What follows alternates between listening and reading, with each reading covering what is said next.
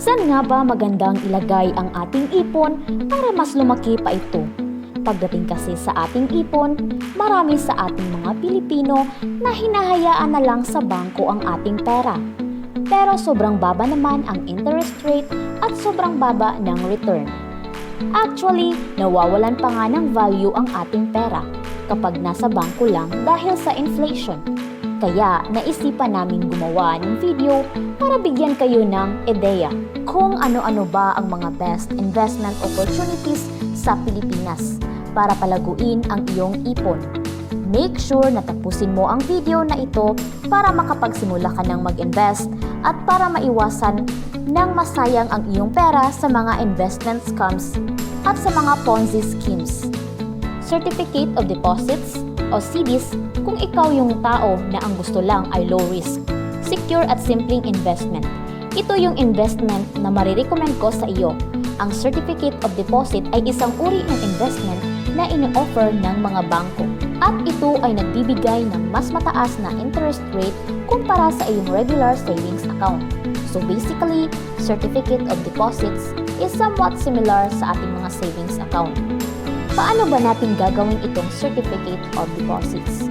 Una, make sure na may pera ka pang i-invest na hindi mo kailangan at alam mo ang extra money lang. Dahil kapag nag-invest ka sa CDs, hawak ng bangko ang iyong pera. From a few weeks up to 5 years.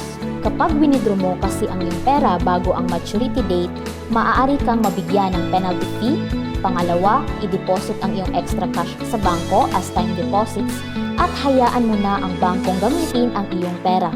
Pangatlo, antayin ang maturity date ng iyong investment.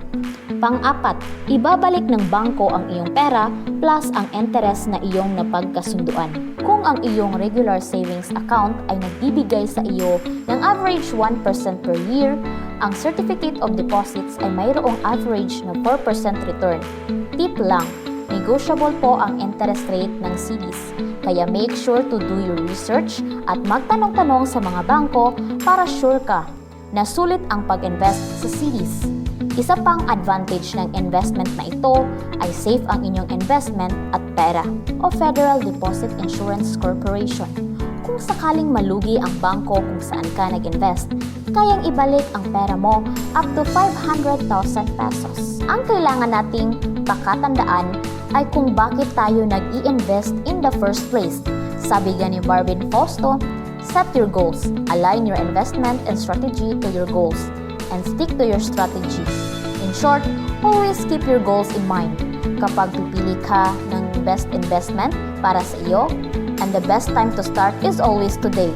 Huwag ka nang mag-antay. Start learning and start investing. Kung meron kang natutunan sa aming video at gusto mong ma-achieve ang financial success, make sure to subscribe sa aming channel for more videos like this.